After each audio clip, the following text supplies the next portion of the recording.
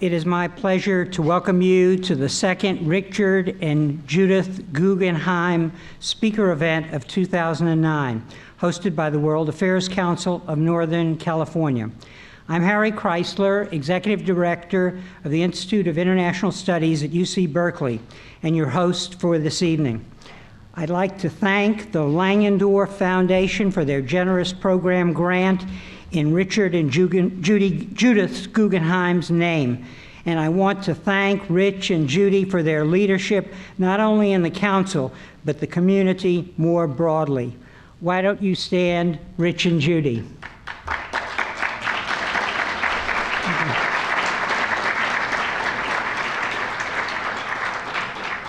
I'd also like to thank the Marine Memorial Association for partnering with us for tonight's event.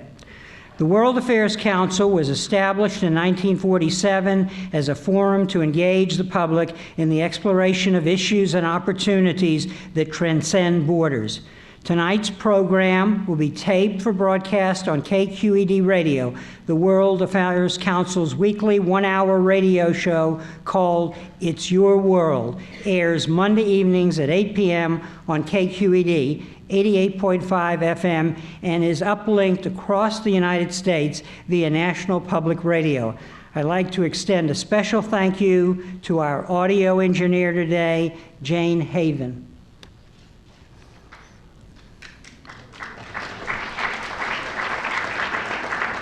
Now, before we begin, I would like to announce two upcoming Guggenheim speaker events. On Thursday, July 16th, the Council is honored to welcome Vicente Fox, the former president of Mexico. And then on Wednesday, August 5th, the Council is delighted to host the Foreign Minister of Poland, Radek Sikorski. For more information about these events, please visit the Council's website at www.itsyourworld.org. Let me now call your attention to the blue question cards that have been placed in your events program. Please write down your questions for Ambassador Khalilzad, and the staff will collect them to be asked during the second half of the program. It's now my pleasure to introduce our distinguished guest. Praised for his inclusive tactics, convivial style, and result-oriented approach, Ambassador Zalmay Khalilzad's record in the most turbulent areas of U.S. foreign policy has earned him broad respect throughout the world. Serving as the 26th United States Ambassador to the United Nations, he dealt with extraordinary global issues during one of the most challenging periods in our history, including the recent Russia-Georgia conflict and the Mumbai terror attacks. Previously, he also served as U.S. Ambassador to Afghanistan and to Iraq, where he played a significant role in facilitating these countries' constitutions, elections, and formation of government. Ambassador Khalilzad's firsthand knowledge and experience as a statesman in these hotspots provides him with unparalleled insights into future challenges for Afghanistan, Pakistan, and Iraq, as well as the greater implications for effective U.S. strategy in the Middle East. Ladies and gentlemen, please join me in welcoming Ambassador Zalmay Khalilzad.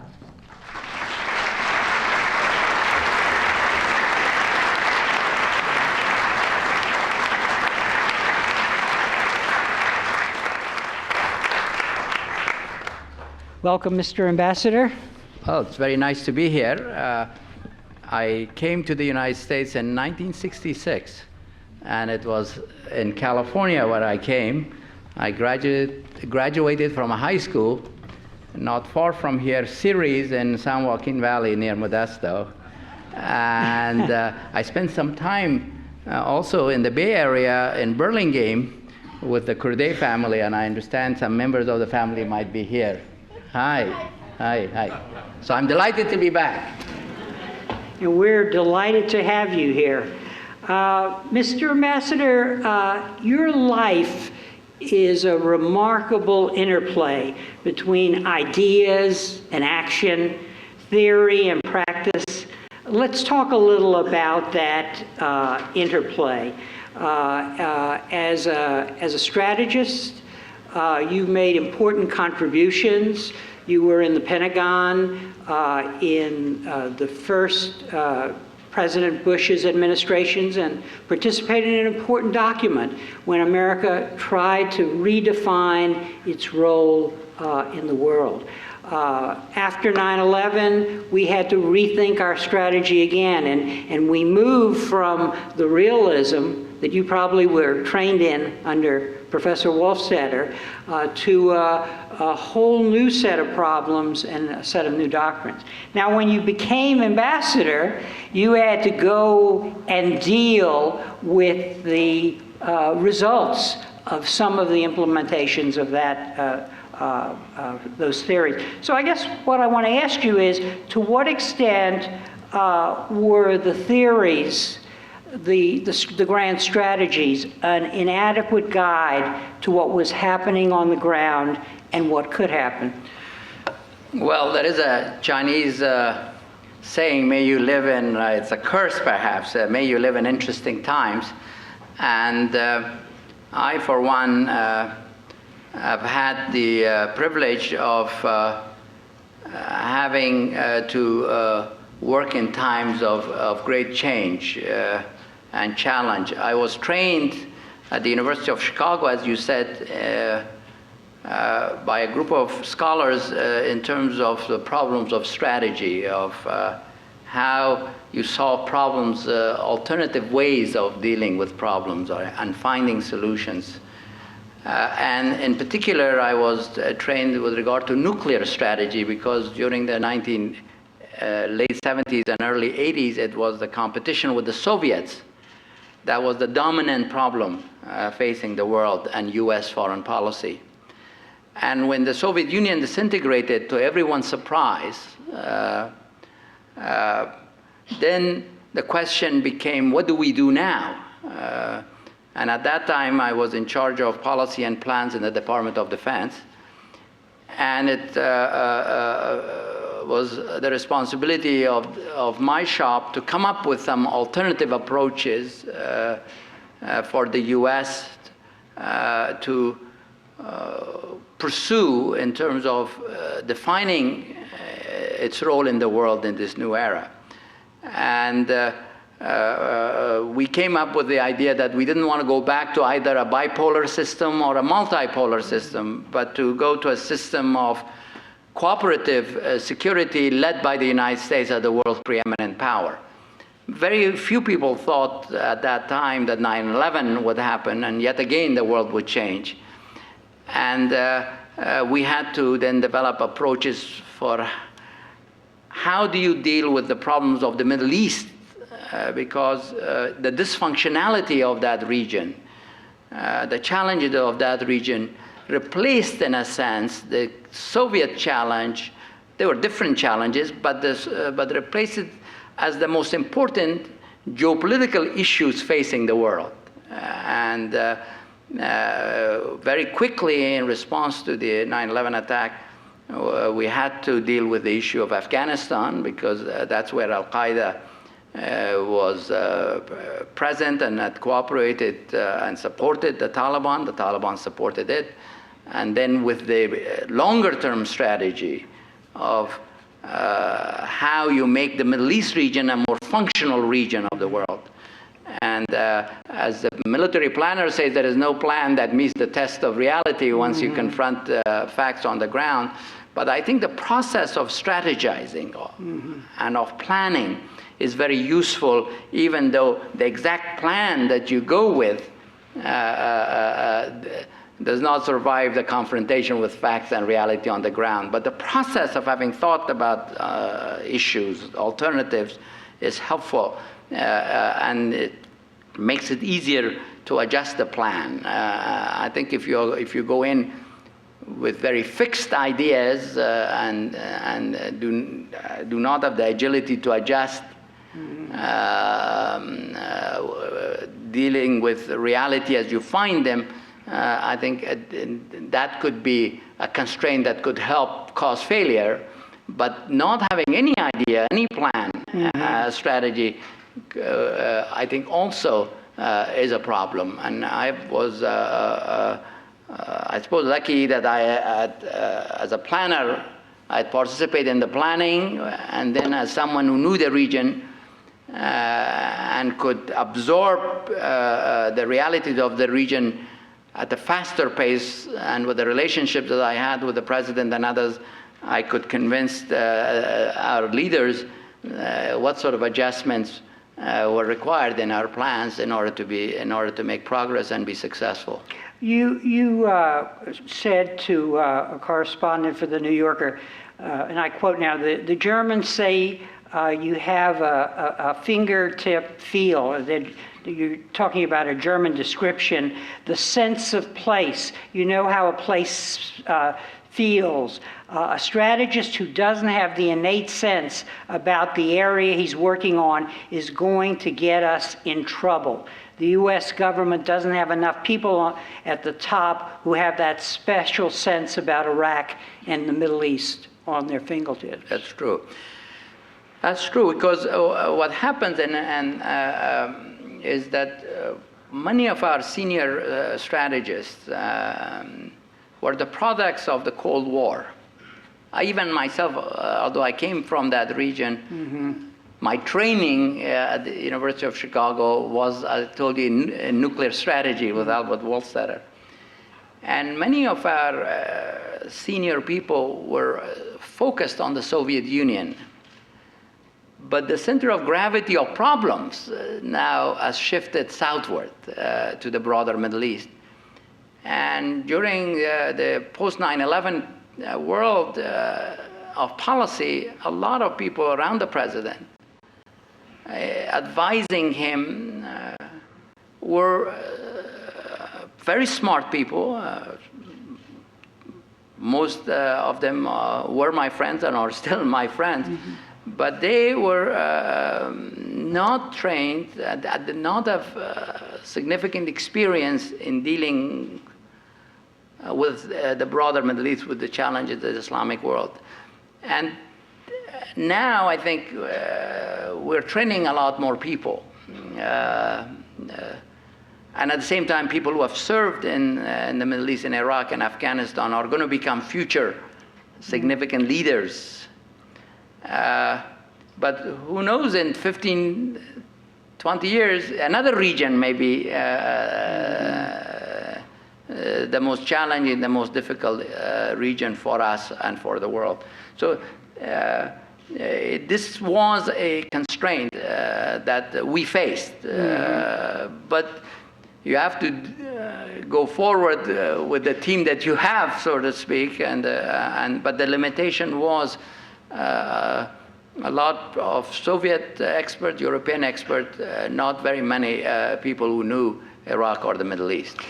There is this continuing problem in U.S. foreign policy of global responsibilities. Some on the left, I guess, would call it empire, versus the problem that we're a democracy. You know, we have to set priorities, do democratic votes at home. And it appears that we haven't made the investments in the kind of skills that you were blessed to have because of your background and training. Well, we're lucky in another way, because we have people coming from all over the world becoming Americans. That is an advantage that we have compared to some others. But I think we made a lot of investment during the Cold War in getting people to learn Russian, to study the Soviet Union, and we are now investing a lot in people learning about the Middle East, learning Middle Eastern languages.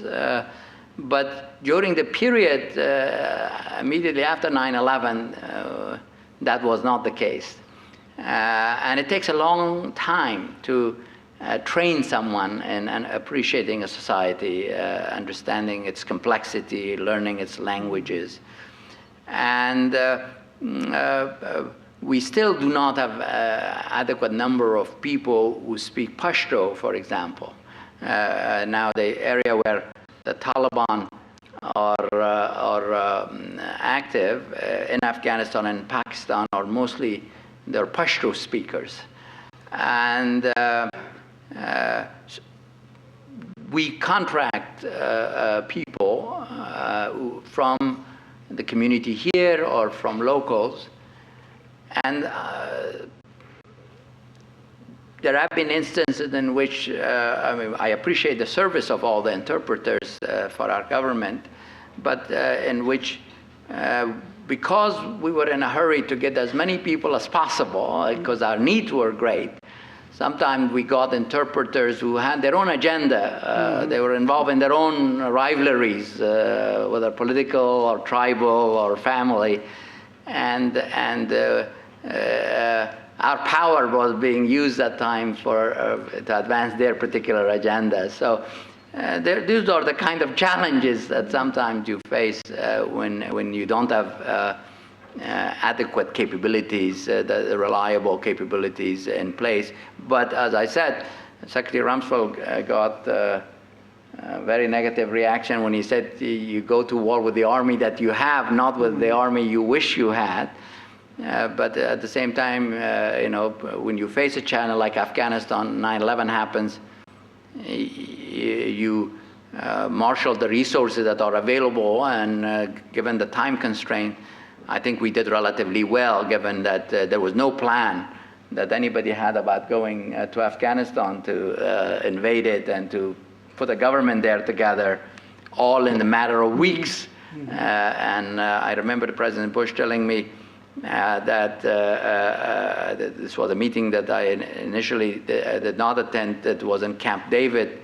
I think Condi Rice has talked about it as well, where after 9/11, and they looked at the map of Afghanistan and looked at the neighborhood, kind of landlocked, China, former Soviets, Iran, Pakistan, and the history of Afghanistan, what foreigners who've been there, what experience they've had, and now we have to go there, kind of, was not what he thought he had been elected to do.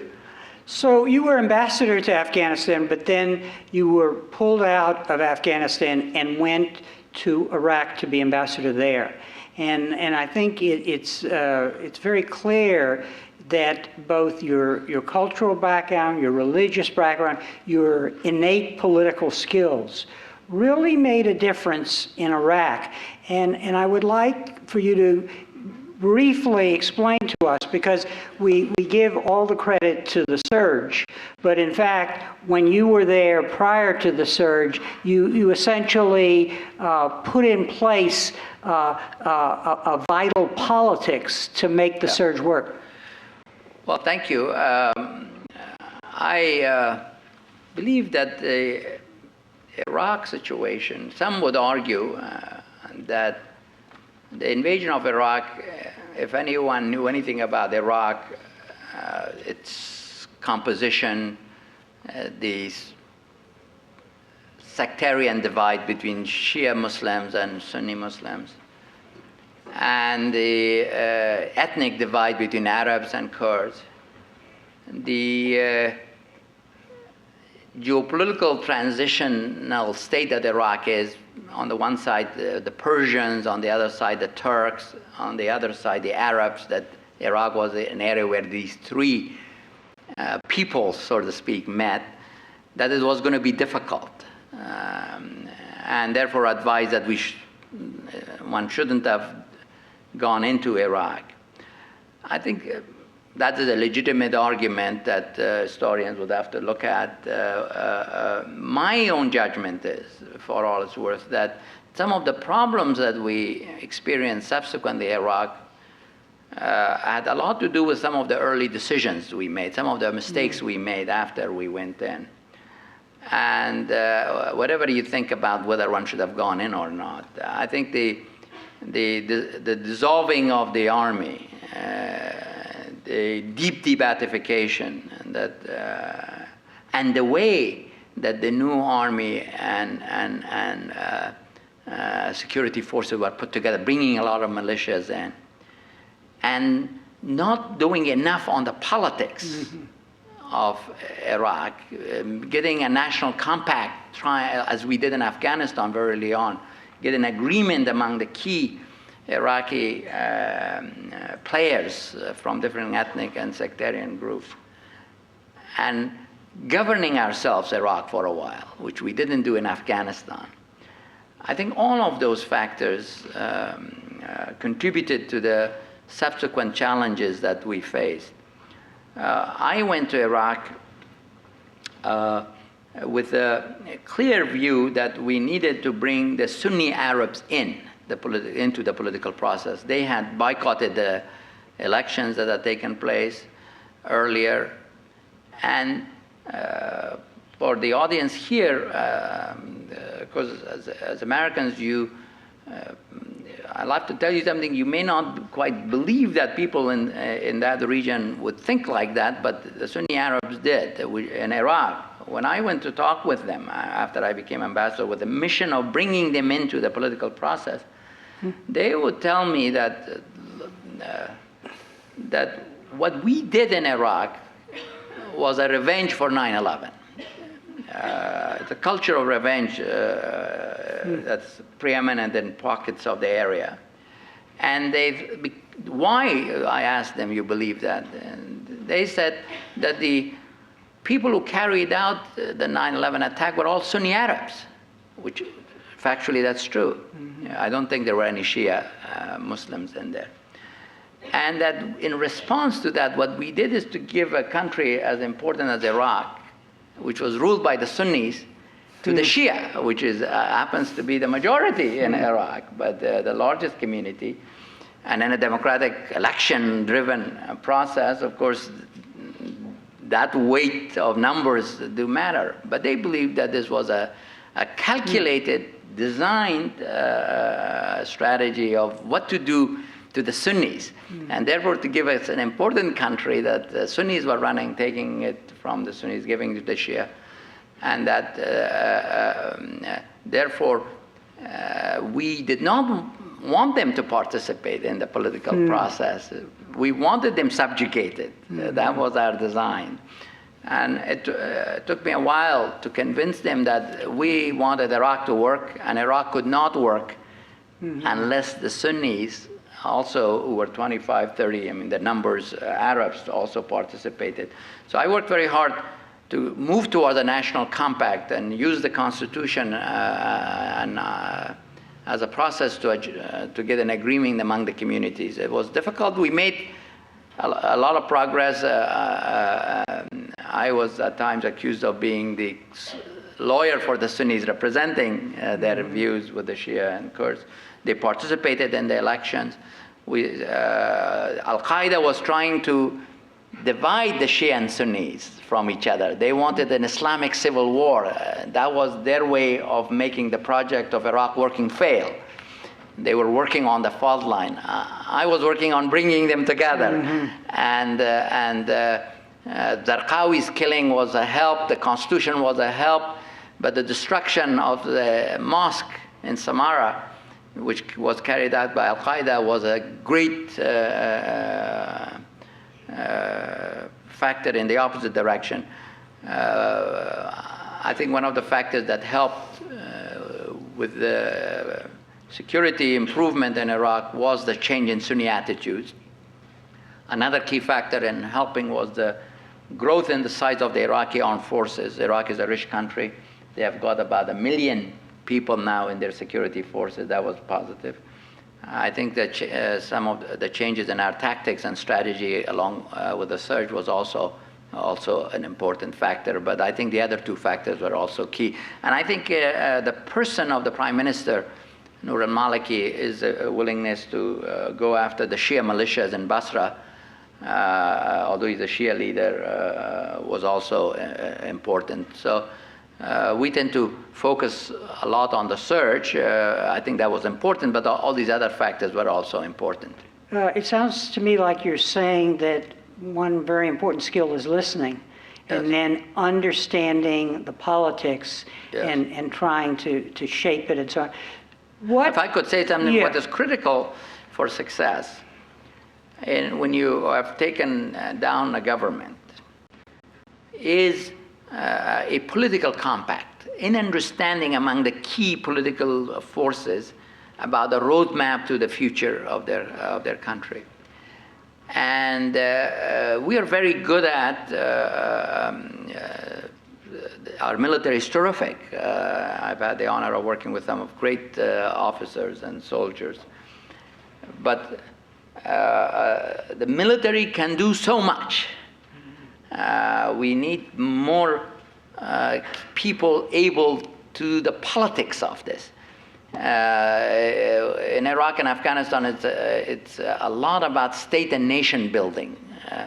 Of course, the Bush administration had come to power saying we shouldn't be doing state and nation building, was critical of the Clinton administration for Bosnia, but 9/11 and what we did in Iraq and Afghanistan necessitated precisely that we do that. And it has taken us a while now to recognize that non-military capabilities that are important for state and nation building are vital for national security in terms of producing success. And now you have, and I've been advocating it as ambassador in both those countries, and Secretary Gates has embraced it, that we need to expand the capabilities of the State Department to be able to operate politically in these environments. And I have to tell you that as a citizen now, I think there isn't an appropriate balance in our sort of military capabilities, which are, and I think we need to sustain those, and the political capability to do the political part, which is vital to deal with a security issue. We throw lives and billions at the problem militarily. We do very little in terms of having the political skills, developing the political skills, the political capabilities that are so important for success and to reduce the threat so that the military doesn't have to be the only weapon that we rely on. Because if the only weapon you have is a hammer, then all problems look like nails. So and all problems are not nails. So we now daily are witnessing the ramping up of military power to deal with the Afghan-Pakistan situation. Right. What you just said, let's apply that to Afghanistan. How should we judge this ramping up? What sort of balance should we be seeing in U.S. policy as the Afghan war seems to be becoming Obama's war? Well, first on the military front, I mentioned Iraq, the capabilities, 1 million people in the Iraqi security forces now. In Afghanistan, there is the total police and army is less than 150,000. Afghanistan is bigger than Iraq territorially and has the same size population. And it has a more complex environment because now you've got the same people across the border in Pakistan, and the insurgency, if you like, as a sanctuary in Pakistan. In the case of Iraq, there was help coming in from Iran, through Syria and others, but there wasn't the kind of sanctuary that you see for the Taliban in Pakistan. And therefore, for success there, on the military front, in order to have an effective counter-insurgency strategy, you need to have the capability to not only go after the bad guys, but also protect the population. Mm-hmm. And protecting the population is a very labor-intensive effort. You need a lot of people under armed coalition or Afghan. We have said that while our forces will go to 60,000 plus in Afghanistan, that the Afghan forces should double to 134,000, the army. The question really that comes to mind is whether the combined forces that we've talked about would be sufficient to do an effective strategy where there is a good ends and means relationship. And I haven't done, frankly, the detailed planning judge that, but I remind you that in Iraq, we have almost 200,000 forces, coalition forces, and 750,000 Iraqi, and now Iraqis have reached a million. Second thing that's important is the non-military part, governance, leadership that inspires confidence in the people, and reconciliation. How do you win over people from the insurgents? You isolate the extremists among the insurgents. How do you build state institutions so that the state can do things for the people, so that the people believe in the state rather than be neutral between the insurgents and the state, or worse, support the insurgents? Here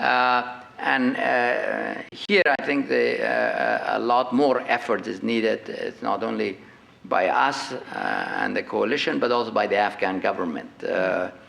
And then the third element is the sanctuary. How do you get the sanctuary eliminated? And this recent meeting that was organized as a background for this meeting here between President Obama and the two regional presidents, I think the test of how successful that meeting would be whether they came to an agreement with timelines and benchmarks for eliminating the sanctuary. I think this is going to be a very difficult challenge. It will take a lot of effort, but at the same time, Afghans are losing patience because it's taken a long time. It's now 8 years of this fight going on. The American people also are becoming impatient. And if we don't see positive results over time, I think the danger of mutual disillusionment, the Afghans losing confidence in the world losing confidence in the Afghans, whether they are prepared to build their country is real. Two important political dimensions to the problem in Afghanistan, which actually you addressed in Iraq and actually in Afghanistan when you first were there. The first is you mentioned that you had peeled off the Sunnis from the Al-Qaeda. So the first question that comes to mind is, can we do that with the Taliban? Yeah. Are there moderate Taliban? But then secondly, initially in Afghanistan, there was a regional conference. Right. And you, while you were in Iraq, were really focused on talking to the neighbors. Right. So look at those two problems. Sure. And talk about them in relation to Afghanistan. I think winning over people is very contingent. Yes, you can win them, but depends on the circumstances. If the government and the coalition seems to have a good strategy, be seen to be making progress, governance is improving, services are improving, the military strategy is protecting people, not alienating them, then the prospects for reconciliation improves. Because they see the balance shifting.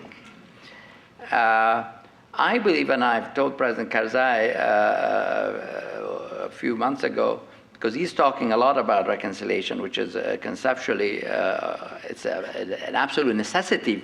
Every war must end. But the circumstances must be created for that wish for reconciliation to be operational, to be successful. And I told him, get your house in order first. Get the corruption issue dealt with. Get governance improved. Get services improved. Then people say, well, I want to be on this side. It looks like it's a better side. It's a side that's producing results. But if they see that your judges are corrupt and your governors are not providing any services, initially people might think, why should I die for this? I'm going to be neutral. Or worse, if the other side is providing more security, let's say, then it will be even more difficult. What's important, in the case of Afghanistan, it has its own special feature, and that is, if the sanctuary could be put at risk, I think the prospect for reconciliation will improve. And as long as the insurgents have a safe sanctuary where they can go and recover and get help and train and so on, and there are forces encouraging them to continue to fight and make assistance conditional on continuing to fight, it also becomes difficult. So I would say improve the situation on the ground, both militarily and politically and economically, and then pressure the neighborhood in terms of either providing financial help, military help, or allowing them to operate, and you improve the prospects significantly for reconciliation. Do you see the Pakistani elite turning on this issue? Because if you look at the history, the Taliban was a product of ISI maneuvering because of the perceived threat from India. Well, I mean, the history of the extremism and Afghanistan, Pakistan, and our own role in it is complex because there was a period of resistance to the Soviets in the 1980s. We and Pakistan and the Afghan resistance worked together against that. It was a great success beyond what was expected. When we got into helping the anti-Soviet forces in Afghanistan, our assumption was that they would prevail at the end, because it was a little country on the Soviet border, how it was perceived. It was a reasonable assumption, but it turned out to be wrong. And then we abandoned Afghanistan and Pakistan, and Afghanistan went to chaos of civil war. Pakistan became more and more involved. And then the Taliban phenomenon, with assistance from Pakistan and others, came about.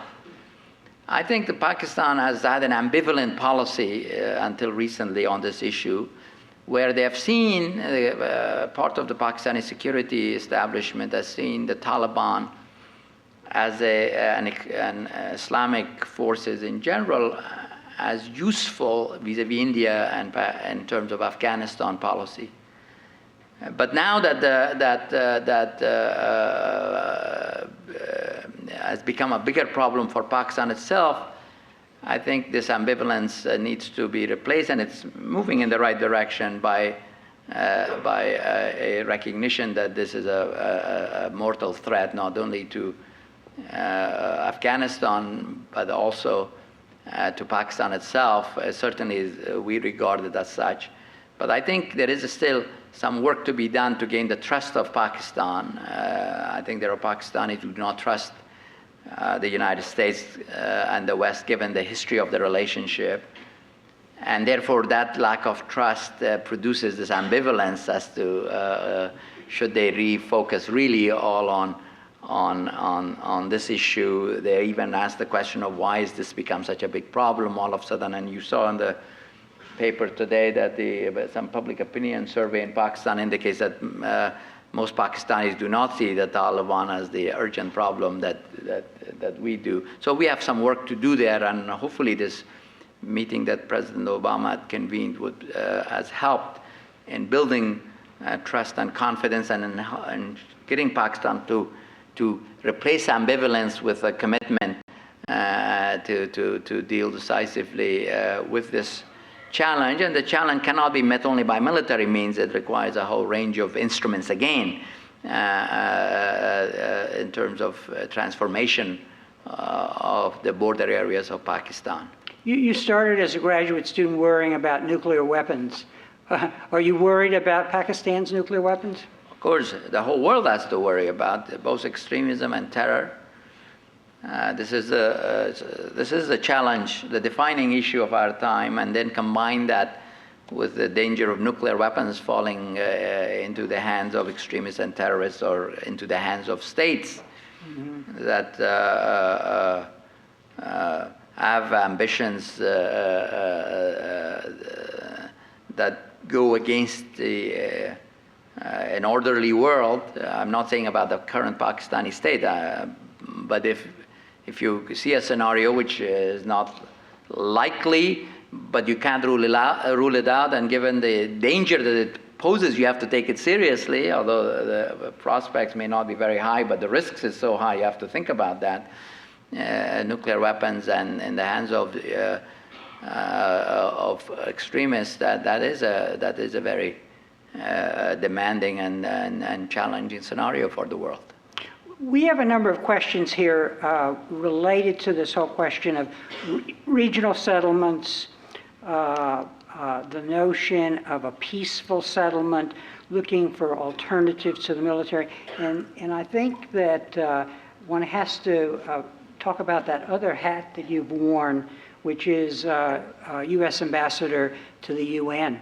And I'm curious, looking at this particular region, what are the opportunities for the involvement of the UN for multilateral solutions? And here I have a particular way. If I'm from Berkeley, so everybody in Berkeley thinks if you turned it over to the UN, all the problems would be solved. Whereas you have colleagues, you had colleagues in the Bush administration, maybe even your predecessor, who believed that, well, what we should do is abolish the UN and then we can move on. What is the middle position here in peaceful solutions, multilateral solutions, and relying on these international organizations? I believe that the challenges of the Middle East, the broader Middle East, are the most demanding and difficult challenges that we face. And by we, I don't mean only the United States, but the world faces. You know, for a long time, we all are aware of, there are a lot of people in the audience old enough to remember the Soviet challenge. But prior to that, it was the European balance of power that was the problem. And it failed a couple of times catastrophically, leading to world wars. But now, the problems have moved southward. It's sort of this region that is the most difficult. And I believe it's not only difficult for us, although we have a special responsibility given our relative role in the world, but it's also a problem for Europe, it's also a problem for Russia, it's a problem for China, it's a problem for others as well.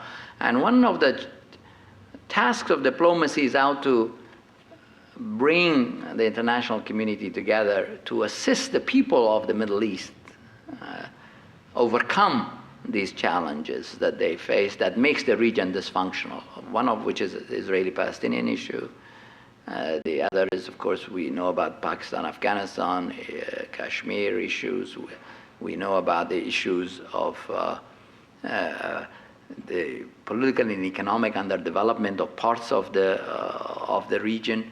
There is a set of challenges that need to be addressed, and if you need to deal with them on an urgent basis, such as the matter of Afghanistan, it takes strong and disproportionate U.S. role to deal with it. Because to build consensus and get agreement and make sure the Security Council approves and nobody vetoes it will take time and effort.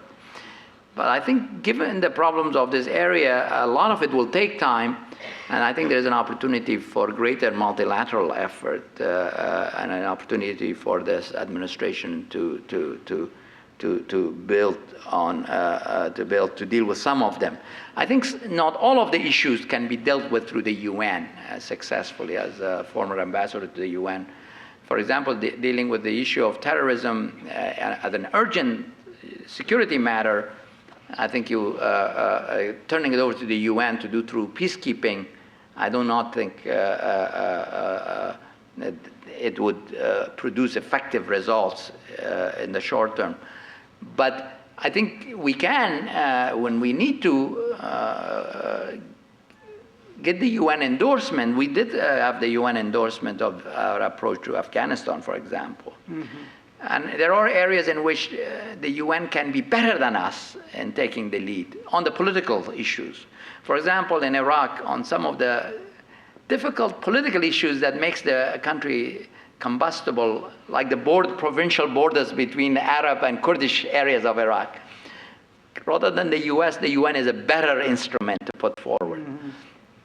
Although I myself, given my background being born in Afghanistan, had certain advantages in dealing with Iraqis, but because I represented the United States, that some Iraqis saw as the occupying power, they wouldn't talk to me directly, like Ayatollah Sistani or Muqtada Sadr. But they would visit and talk with the UN. So I relied on the UN to pass on messages or convene some of their supporters to deal with some of the political issues. I think it is an important instrument, the UN. It's not a perfect instrument. It's an important instrument that can be applied to resolve or assist in resolving some issues. And when I went to the UN from Iraq, I made a big effort to convince the president and others that we will get the UN to play a bigger role in Iraq on the political track and on the regional track, because we couldn't talk to Iran or Syria, and we needed to deal with the neighborhood in order to also assist with the stabilization of Iraq. So you have to be selective, you have to know the limitations, and you have to look also where they can help. But I think they can be helpful in dealing with some of the regional issues. The same is true of Afghanistan. The UN can play an important role. For example, one of the big problems with regard to Afghanistan is that there are a lot of countries involved there in providing assistance of various kinds, but there is no coordination among them. Sometimes two countries want to build schools in the same area across from each other, while there is a lot of needs elsewhere. Or different foreigners go to Afghan ministers asking them to do sometimes opposite things, and they get quite confused what to do. So I thought that we needed to get the UN representative to be the civilian coordinator, international civilian coordinator, to get all the donors together. It's not easy. Nobody wants to be coordinated. Everybody wants to spend their own money their own way, but at least to orchestrate, see we don't duplicate, to minimize some of the inefficiencies that exist, and to produce a bit of coherence in the state building effort in Afghanistan. So they can be helpful. I hear you saying that political skills, cultural skills, people skills, all these are so extremely important, whether you're talking about dealing with the factions and groups in Iraq or in Afghanistan and so on. Right. Now, if we look at who were the enemies of that way of thinking, I think you could say it's ideology. It's a failure to think long term. It's a failure to have a sense of community. How do you transcend those obstacles? It's also a failure it is underappreciation of the importance of politics. And sometimes when you don't have the skills to do it, you de-emphasize it. Mm-hmm. You emphasize what you can do more. Mm-hmm. And that can be distorting, misleading, and therefore not produce what you see. Another area as a citizen that we should think about in this is what gets into politics is we emphasize the importance of elections. We see elections as a sign of progress. That we're building a democratic order. There has got to be elections. We need to have a constitution. We need to have a constitutional referendum, or a loy jirga in the case of Afghanistan, a grand assembly, and then we need to have elections. Now, elections, there are different forces competing with each other, obviously, in an election. And the outcome of the election is extremely important in terms of affecting the future of the country.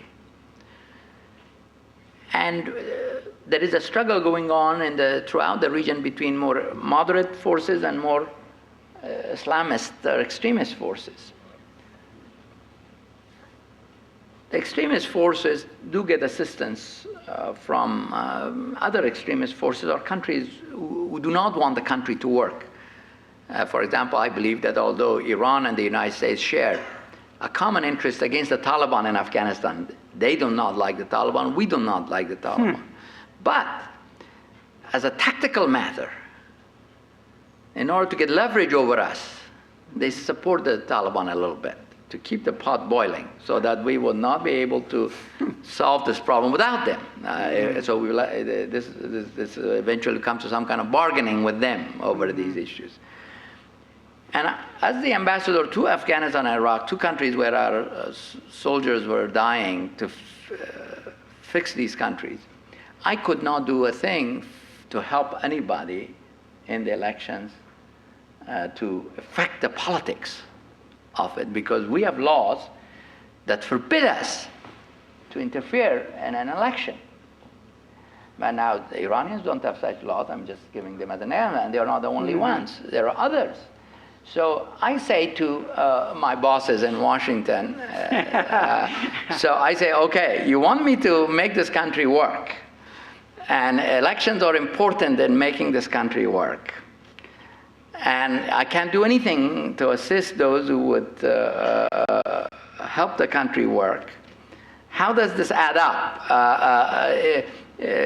I think we have real issues as we go forward in terms of state building. I understand that elections are very vital, and but it is very important that there is a level playing field.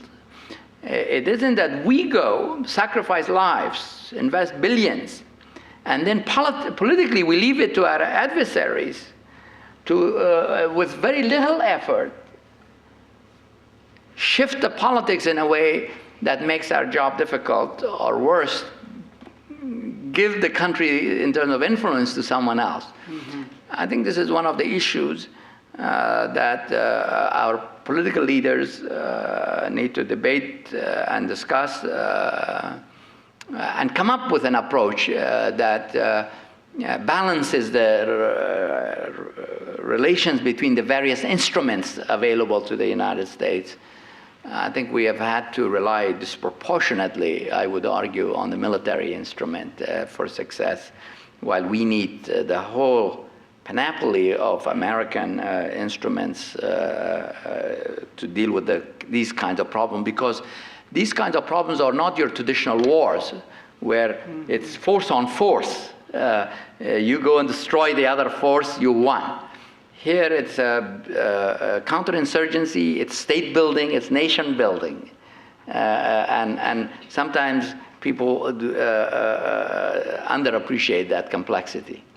Do you think that given the changing geopolitical environment, and here I have in mind the economic collapse that we're witnessing, the rise of China, there's a question here about the future of our relations with China. Do you think that we are going to be forced to understand better some of these political realities on the ground in places, because we aren't going to be able to overthrow, leaders when we did in the past, say, thinking of Iran, somebody here is asking about Iran, that we're going to have to move to the mode of engagement on the ground that your career represents. Oh, absolutely. We've got to do it. It will success, if we want to succeed, it will necessitate that we do it. We have to develop the skills to do it.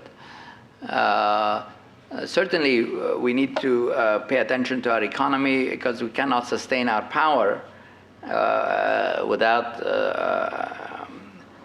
an economy that is doing well. And we need to hedge against uncertainty, because we're now focused on this region, but there are other challenges that could arise, and where we can rely on combining our effort with others to minimize the exposure of our own capabilities, where our vital interest and our having to control everything is not critical, is also important. I believe that where our weaknesses are, besides sustaining the military options, developing these other instruments. I think that's very important for future success. One of the major challenges is going to be the transformation of the Islamic world. Right. And this is going to be traumatic, and within the Muslim world there is a faction, that a minority that sees the opportunity through terrorism Right. to restore that part of the world to the Sure. medieval period. What do you see as the steps over time that Right. we have to take so that, because we're dealing with a terrorist group in a particular place, say the Taliban, we don't confuse it, with this global group, that is trying to subvert the basic tenets of Islam? Well, there is no doubt, I don't know, maybe Muslims in the audience, that there is a crisis of civilization that's going on in the Islamic world. This has been going on for some time, where at one time Muslims were preeminent and dominant in the world. And then there was a decline, has been a decline, and Muslims have asked themselves for over 100 years, what went wrong and how do you fix it? Mm-hmm. And there has been schools of thought that they say we should imitate the successful countries, become secular democracies, versus those who say we abandon the true faith, and only by going back to it can we achieve greatness again, and schools in between. I think that this is one of the biggest issues facing the world, because some of those who say incorrectly that the reason for greatness at that time was to be not open, and not to be inclusive, not to be adapting to circumstances, but nevertheless, this extremist group uses violence, and then from them terrorists find recruits. And it is, of course, if this problem could be resolved by Muslims and it could affect it only the Muslims, one could say, let's stay away from this, let's build a wall around the Islamic world and let them resolve this and see what happens. But given the interconnectedness of the world, it affects everyone in the world. And the challenge for the rest of the world is how to support moderate forces, those who want to develop and solve the problems of the Muslim world and make the region successful without undermining them. We don't have a good answer for that. I talked about elections, for example.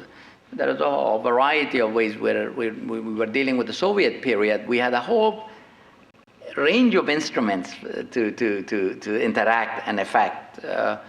We don't have as many of them in this case. It's new. But I would say a challenge is how to empower and assist moderates without undermining them. We've got to find a way to do that, and also to make sure you're doing it in a way that doesn't your interaction doesn't project an image that one is anti-Muslim generally, because that's what the extremists would like, to have a clash of civilization, Islam versus the West, and I think that success requires that it doesn't become that way, and that it's sort of the world and moderate Muslims face the extremists, who are a minority. In Afghanistan, there was a recent poll that less than 20% support the Taliban. And in Pakistan, in the recent election, the extremist, more fundamentalist parties, leaving aside even extremists, did very poorly. So they are a minority phenomenon, but they get a lot of attention because of their resort to violence. Mm-hmm. How do we shape our intervention so it doesn't become part of the problem and Right. actually is part of the solution? Just looking at Afghanistan, I think we had a lot going for it, and then we changed our focus to Iraq. after our intervention, Afghanistan became a narco state in the way that it hadn't been before. So I guess I'm hearing you say that you have to be very subtle, nuanced, with a real understanding of the situation on the ground. But in a way, once you intervene, things take off on their own. They have a momentum. We're distracted. We align with warlords who then get in the business of making the narco trade even more secure. How do we think about that? Is this the job of the strategist, or is this the job of the ambassador on the ground? Well, it's both, and it's not easy. Sometimes we underestimate the complexities. State and nation building, if you look at the history of our own country, or you look at the history of European countries, successful one, have been difficult, it's taken time. Here, in the case of Afghanistan, I think in retrospect, we did make some mistakes. For example, I think the effort to keep the size of the Afghan security forces small was a mistake. We said they should only have the force that they can support. It was a reasonable approach, except that Afghanistan is very poor, 30 years of war. When I went there as ambassador, the entire Afghan state income from taxation was under $200 million. 30 million people, a country that's bigger than Texas in size, but only producing revenue of 200 million. By the time I left, we had managed to triple it to over 600 million. So it can't sustain very much. And therefore, it would have required an international trust fund for a period, sustain a large enough what was needed force. That would have reduced the need for a bigger foreign force that we still now have to introduce. We didn't pay enough attention to the sanctuary issue. And as I said, there was no plan thought through in detail, years worked on before one went in. 9/11 happened, here we go. And we had to adapt and adjust, and I think people have adapted and adjusted, and I believe the politics, the economics, state building, the military part, all